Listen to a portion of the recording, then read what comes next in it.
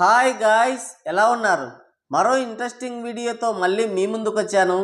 ఈ వీడియో చివరి వరకు చూసి నచ్చితే ఒక లైక్ వేసుకోండి. ఓకే, ఇక వీడియో స్టార్ట్ చేద్దాం. ఒకప్పుడు ఇండియన్ సినిమా అంటే బాలీవుడ్, బాలీవుడ్ అంటే ఇండియన్ సినిమా అన్నట్టుగానే ఉండేది. భారతీయ చలనచిత్ర రంగం ప్రస్తావన వస్తే అందులో టాలీవుడ్ ఊసే ఉండేది కాదు.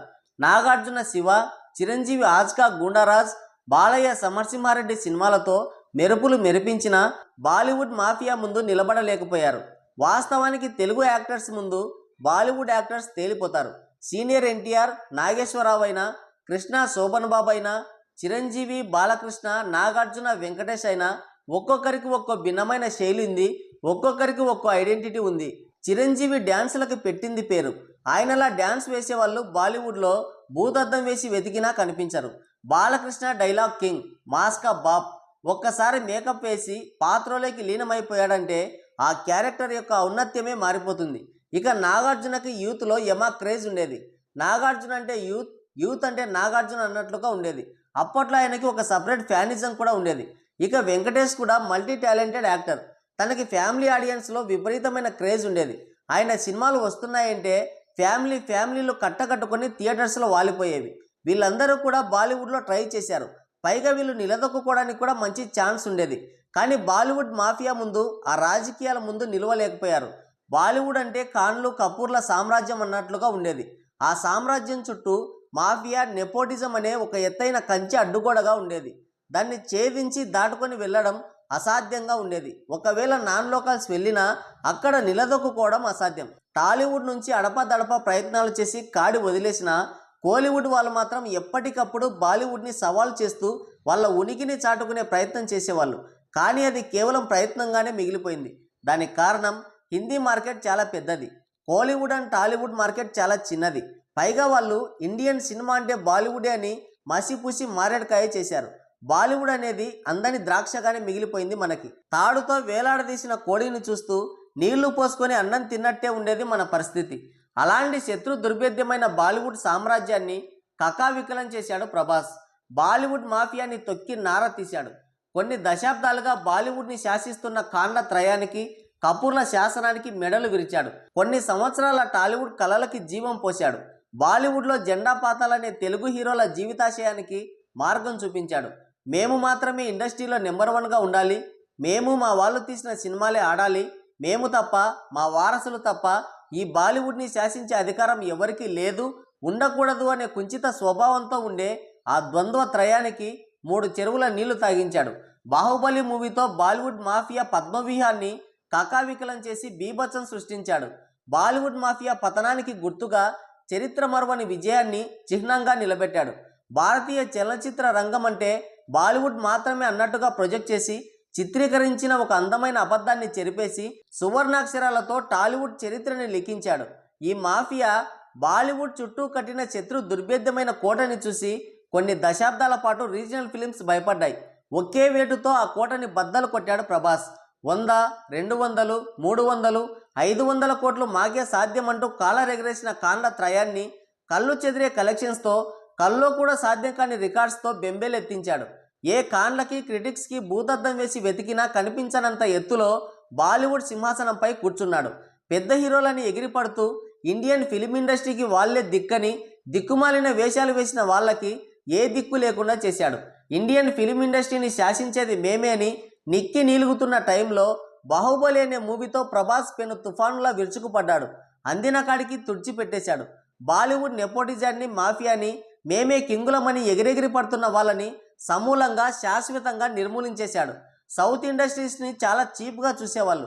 బాహుబలి మూవీ వచ్చే వరకు కూడా సౌత్ ఇండస్ట్రీ అనేది ఒకటి ఉందని కానీ, టాలీవుడ్, కోలీవుడ్, మాలీవుడ్ ఇలా కొన్ని మల్టీ లాంగ్వేజ్ ఇండస్ట్రీలు ఉన్నాయని కానీ ప్రపంచానికి తెలియదు. సౌత్ ఇండస్ట్రీ హీరోలకి కనీస గౌరవం, మర్యాద కూడా ఇచ్చేవాళ్ళు కాదు ఈ బాలీవుడ్ బడా హీరోలు. అలాంటిది మొత్తం బాలీవుడ్కే కంటి మీద కునుకు లేకుండా చేశాడు. బాహుబలిని బీట్ చేయాలని ఇంకా కలలు కంటూనే ఉన్నారు. నిఖిల్, తేజస్, సజ్జా లాంటి చిన్న హీరోలు కూడా ఈ రోజున పాన్ ఇండియా సినిమాలు చేస్తున్నారంటే అది కేవలం ప్రభాస్ వల్లనే. దేశంలోనే నెంబర్ 1 పాన్ ఇండియా స్టార్ అంటేనే ప్రభాస్. ఆయన కటౌట్ ఉంటే చాలు కలెక్షన్ల వరద పారుతుంది. ఆయన పేరు వింటే చాలు రికార్డులు గల్లంతవుతున్నాయి. బాహుబలి మూవీతో బాలీవుడ్లో తన ఉనికిని చాటుకోవడమే కాదు, ఏకంగా తన సినిమాలతో శాసించే స్థాయికి వెళ్ళిపోయాడు. హిందీ మార్కెట్ అంతటా కూడా విపరీతమైన ఫ్యాన్ ఫాలోయింగ్ సంపాదించుకున్నాడు. ఊరు పేరు లేని ఒక మారుమూల గ్రామంలో కూడా ప్రభాస్ సినిమాకి టికెట్లు మిగలడం లేదు. బాహుబలి తర్వాత ప్రభాస్ మేనియాని ఆపాలని చాలామంది చాలా రకాలుగా ట్రై చేశారు, కానీ కుదరలేదు.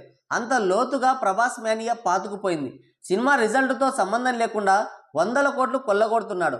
ఇక హిట్టాక్ పడిందంటే 1000 కోట్లు అనేవి చాలా ఈజీ. ప్రభాస్ అప్కమింగ్ సినిమాల లిస్టు చూస్తుంటే బాలీవుడ్కి కింద పైన తడిసిపోతుంది. ఎందుకంటే ఇప్పటికే కాన్ల సినిమాలు ఎవడూ దేకడం లేదు. ప్రభాస్ సినిమాలు చూసి మొత్తం సౌత్ సినిమాలపైనే ఇష్టం పెంచుకున్నారు బాలీవుడ్ ఆడియన్స్. అంటే ఆ ఇంపాక్ట్ ఏ రేంజ్లో క్రియేట్ చేశాడో ఇక మీరే అర్థం చేసుకోండి. మీరు అనుకోవచ్చు, ప్రభాస్ అంటున్నావు కానీ రాజమౌళికి ఎలాంటి క్రెడిట్ ఇవ్వడం లేదే అని. కానీ మీరు ఇక్కడ ఒక విషయం గమనించాలి. బాహుబలి మూవీని చూసింది, సినిమా ఆడింది, అలాగే సెన్సేషన్ క్రియేట్ అయ్యింది ఒక ప్రభాస్ని చూసి మాత్రమే. అసలు బాహుబలి మూవీ బాలీవుడ్ ఆడియన్స్ చూసే నాటికి అసలు రాజమౌళి అంటే ఎవరో కూడా వాళ్ళకి తెలియదు. కేవలం ప్రభాస్ కటౌట్ మాస్ పవర్తోనే బాహుబలి రికార్డ్ సాధ్యమయ్యాయి. తెలుగు నుంచి ప్రభాస్ తప్ప మరే హీరో కూడా అంత ఇంపాక్ట్ చూపించలేదు. చాలా కాలం తర్వాత ప్రభాస్కి ధీటుగా గట్టి సవాలుగా నార్త్ మార్కెట్లో అవతరించాడు బన్నీ, అది కూడా వితౌట్ రాజమౌళి. ప్రభాస్ సినిమా అంటే, రాజమౌళి సినిమా అంటే ట్రేడ్లో ఎలాంటి ప్రకంపనలు రేగుతాయో అంతకు మించిన బ్రాండ్ని క్రియేట్ చేసుకున్నాడు, అది కూడా ఓన్గా. ఇప్పుడు ఎక్కడ చూసినా ఒకటే మాట, 2000 కోట్లు 2000 కోట్లు కొట్టాలి అని. 2000 కోట్లు కొడుతుందా లేదా అనేది తర్వాత, కానీ అంతటి ఇంపాక్ట్ అయితే క్రియేట్ చేశాడు, అది గ్రేటు. పాన్ ఇండియా మొత్తం పుష్ప మేనియాలో తడిసి ముద్దవుతుంది. ఇప్పుడు 2000 కోట్లు కొడుతుందా, సాధ్యమా అసాధ్యమా అనే విషయం పక్కన పెడితే నార్త్ మార్కెట్లో ప్రభాస్ సినిమాని మించి హైప్ క్రియేట్ అయింది. ఒక సాదాసీదా కథతో పుష్ప సినిమాని చేస్తే అందులో ఉండే రా అండ్ రస్టిక్ మాస్ క్యారెక్టర్కి నార్త్ ఆడియన్స్ పిచ్చోళ్ళు అయిపోయారు, వెర్రెత్తిపోయారు. అల్లు అర్జున్ మాస్ పర్ఫార్మెన్స్కి విజిల్స్ వేశారు. అసలు పుష్ప మూవీ అంత ఇంపాక్ట్ క్రియేట్ చేస్తుందని సినిమా తీసిన సుకుమార్, అల్లు అర్జున్ కూడా ఊహించలేకపోయారు. పుష్ప లాంటి మాస్ మూవీని నార్త్ జనాలు ఎప్పుడూ చూడలేదు. ఇది బాలీవుడ్ హీరోలకి అతిపెద్ద సవాల్గా మారింది. అది పుష్ప 2 ట్రైలర్ చూస్తుంటేనే, ఆ సినిమా పైన ఉన్న క్రేజ్ చూస్తుంటేనే అర్థమవుతుంది. ట్రైలర్ చూస్తుంటే మొదటి పార్ట్ కంటే కూడా హై బడ్జెట్తో సూపర్ పిక్చర్ క్వాలిటీతో తీశారని అర్థమవుతుంది. ప్రభాస్ సినిమాని మించిన కలెక్షన్స్ వస్తాయా, ప్రభాస్ని మించిన స్టార్డమ్ బన్నీకి ఉందా అంటే మాత్రం చెప్పలేం. సినిమా 2000 కోట్లు వసూలు చేయడానికి అవసరమైన పబ్లిసిటీ, హైప్ అయితే వచ్చింది. దానికి తగ్గ కంటెంట్ ఉంటే సాధ్యమవుతుంది. ఇప్పుడు మాట్లాడాల్సింది కంటెంటే.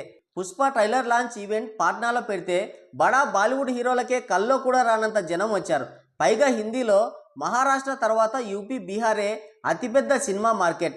అలాంటి చోట లోకల్ హీరోలకి సాధ్యం కాని రీతిలో ఆడియన్స్ వచ్చారు. దీన్ని బట్టి అల్లు అర్జున్కి నార్త్లో ప్యూర్ మాస్ ఫాలోయింగ్ ఏర్పడిందని చెప్పొచ్చు. ప్రభాస్ తర్వాత బన్నీ మాత్రమే నార్త్ మార్కెట్ని కబ్జా చేయబోతున్నాడని స్పష్టంగా అర్థమవుతుంది. పుష్ప సినిమాకి, ఆ క్యారెక్టర్కి అల్లు అర్జున్ పూర్తి న్యాయం చేశాడు. 2వ పార్ట్ పైన అంచనాలు విపరీతంగా ఉన్నాయి. ఇక్కడ ప్రభాస్ని తగ్గించినట్టు కాదు, కానీ నిజంగా 2000 కోట్లు సాధిస్తే అది మొత్తం మన తెలుగు వారికి ఆ ఘనత దక్కుతుంది. ఎవరెన్ని సాధించినా ప్రభాస్ ఘనత మాత్రం ఎక్కడికి పోదు. తను వేసిన రూట్ అలాంటిది. నేనేమి అల్లు అర్జున్ ఫ్యాన్ కాదు, ఒక సగటు సినీ లవర్గా చెప్తున్నాను. పుష్ప 2 2000 కోట్లు రాబట్టి మరోసారి మన తెలుగోడి సత్తాని ప్రపంచానికి చాటాలని మనస్ఫూర్తిగా కోరుకుంటున్నాను. All the best Bunny and Pushpa team. మరి పుష్ప 2 మూవీ ప్రపంచవ్యాప్తంగా ఎన్ని కోట్లు వసూలు చేస్తుందని మీరు అనుకుంటున్నారో మీ అమూల్యమైన అభిప్రాయాన్ని కింద కామెంట్ సెక్షన్లో కామెంట్ చేయండి. సో గాయ్స్, ఇది వీడియో. మరోసారి మరో ఇంట్రెస్టింగ్ వీడియోతో మళ్ళీ కలుద్దాం. Thank you, take care, bye bye.